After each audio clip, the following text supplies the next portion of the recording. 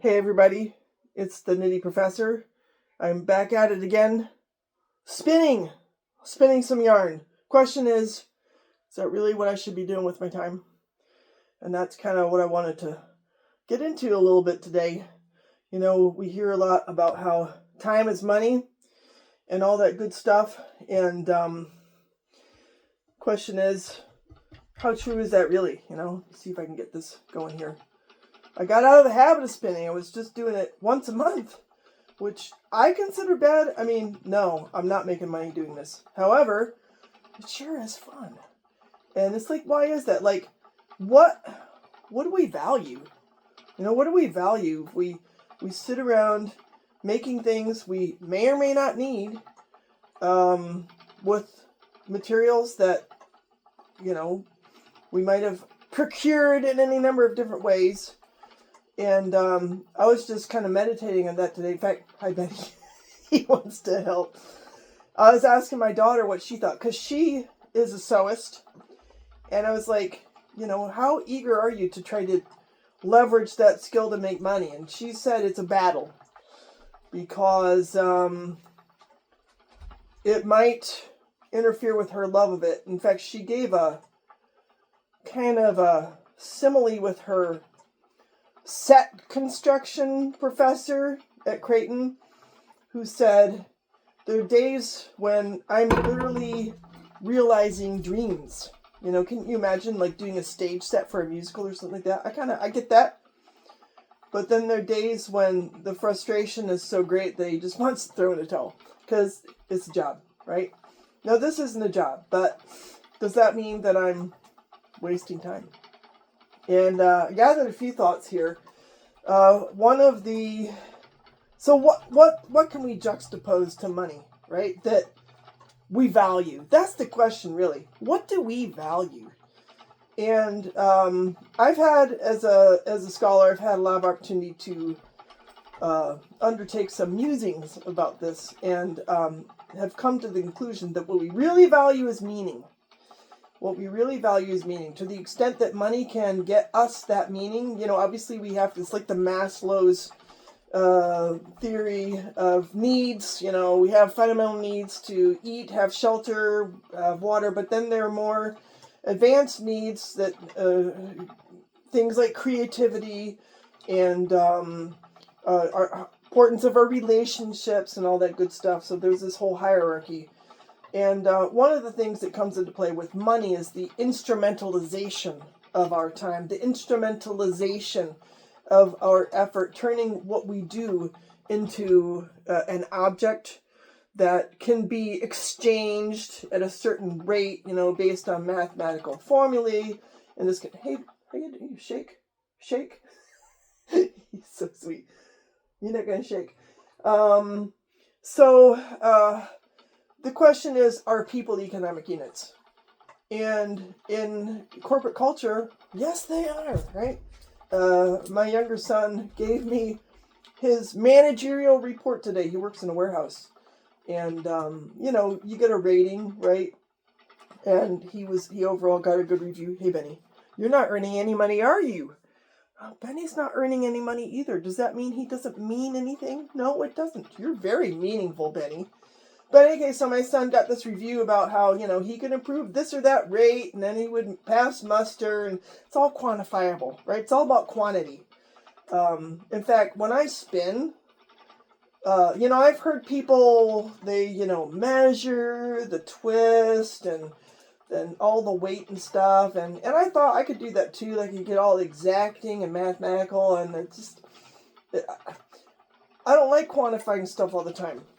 You know, some people love math, which is great, but I relate all that quantifying to commodifying, because it kind of goes hand in hand. So I just spin by feel. I think I do pretty good at it, and it's, you know, it's just fun.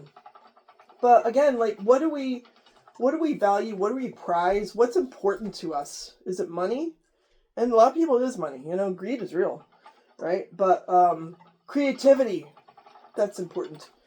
Learning is important to me. Growth, those are the things that help me live a life that is worthwhile.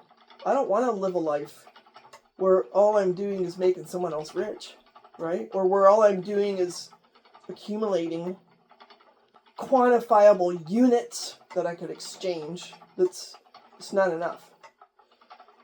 And obviously, if I did want to do that, I wouldn't be sitting here spinning this stuff, which I actually find very satisfying. So why is that?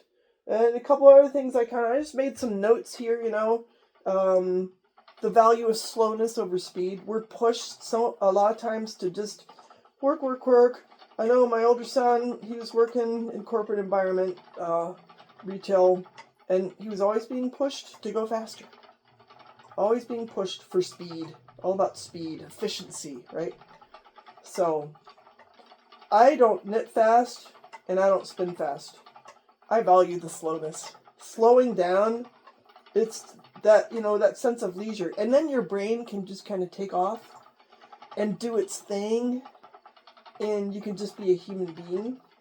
And then there's another juxtaposition that I think is worth considering. Consuming, right, versus making. Making is so satisfying. So, I would like to look into why making is much more aligned with meaning. And there's a couple things. I have like exhibits, like Exhibit A. It's like a trial. Exhibit A, Exhibit B. So I'm going to hold up this book. Speaking of, using your time efficiently. Orphelina.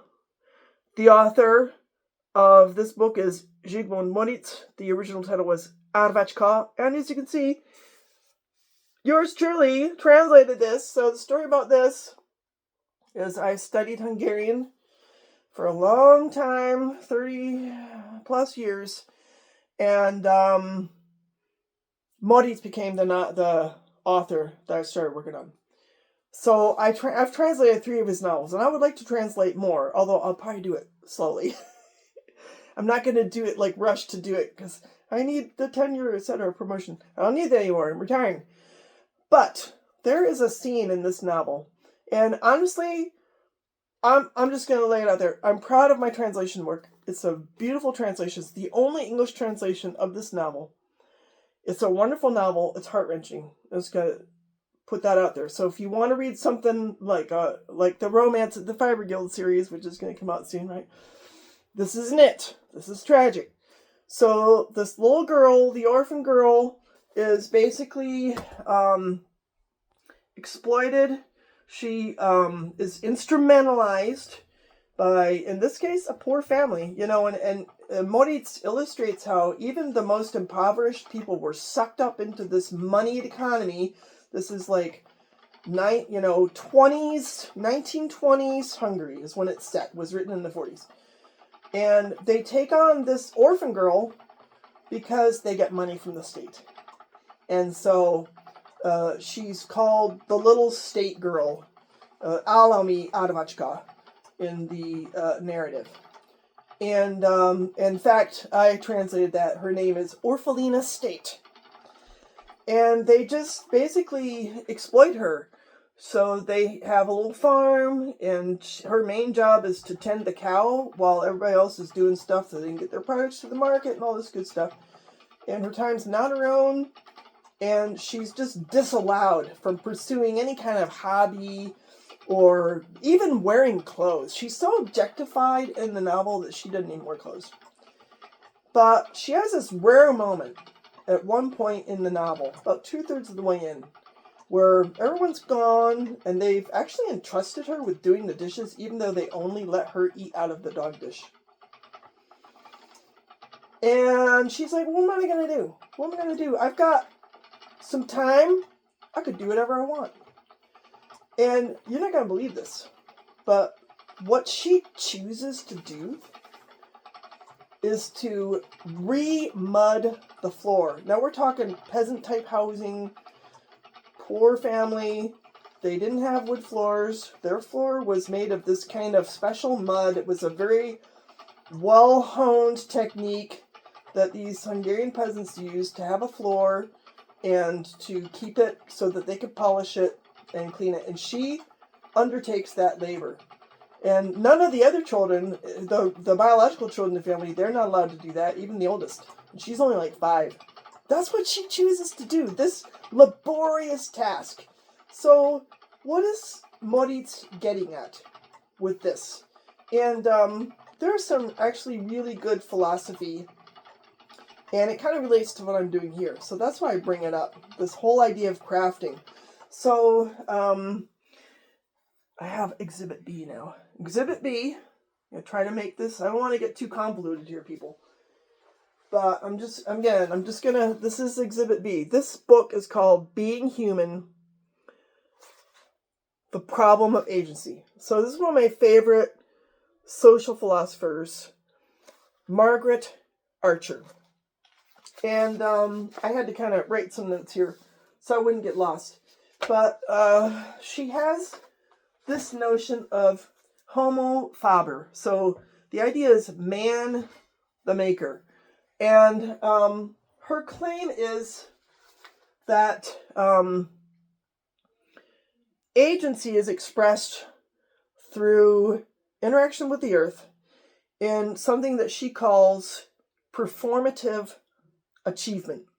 So she goes into how, number one, we humans are inseparable from the earth. We're inseparable from the earth. So that's just who we are. And our interactions with the earth and our manipulation and the way we reform and remake the stuff that we find on the earth is, in her view, what gives us our agency was what makes us human. The idea of, making our mark and manipulating the earth.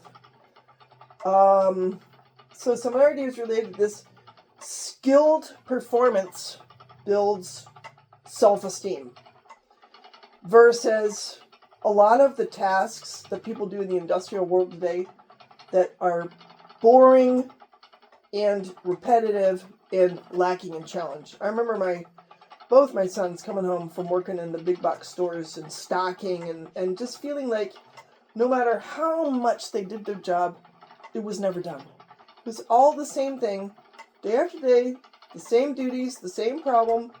Stuff isn't stocked, stuff needs to get stocked. Then it's not stocked, and then it needs to get stocked. Just like this whole routine. And they get nothing out of it. There's nothing creative. Versus this idea of, how do we really exercise our agency? How do we really gain meaning from our existence as earthlings? And that is by taking what's around us and changing it and making it into our own image in a way, It's really a very powerful idea. One of the things that comes through is Archer's always talking about this idea of the project, of, accomplishing projects.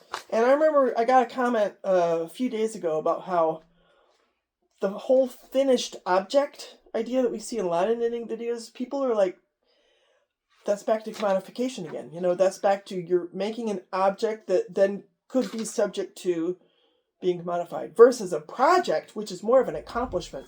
And this whole idea of performative achievement. And so for me to make yarn is kind of a cool deal. I didn't know how to do that 3 years ago. And I can control the kind of yarn that I make. I can choose the wool that I want to convert into yarn. And I can choose the thickness, the grist, all these cool things I can determine about the yarn. And then I can take that yarn and I can performatively achieve another project of making it into whatever I want. A garment, a doll, a pillow, whatever. A dog sweater,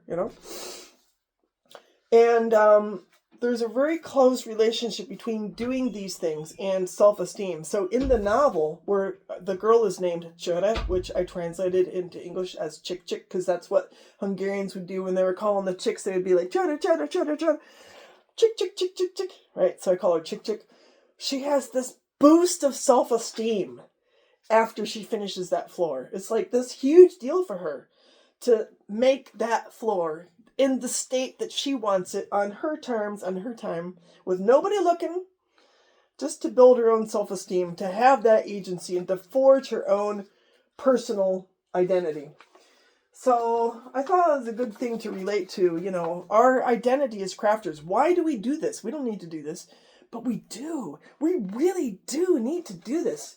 And this is a claim. If you have this book, right, you can look on page 189 with me. So this is a very central comment. In fact, even uses the word central.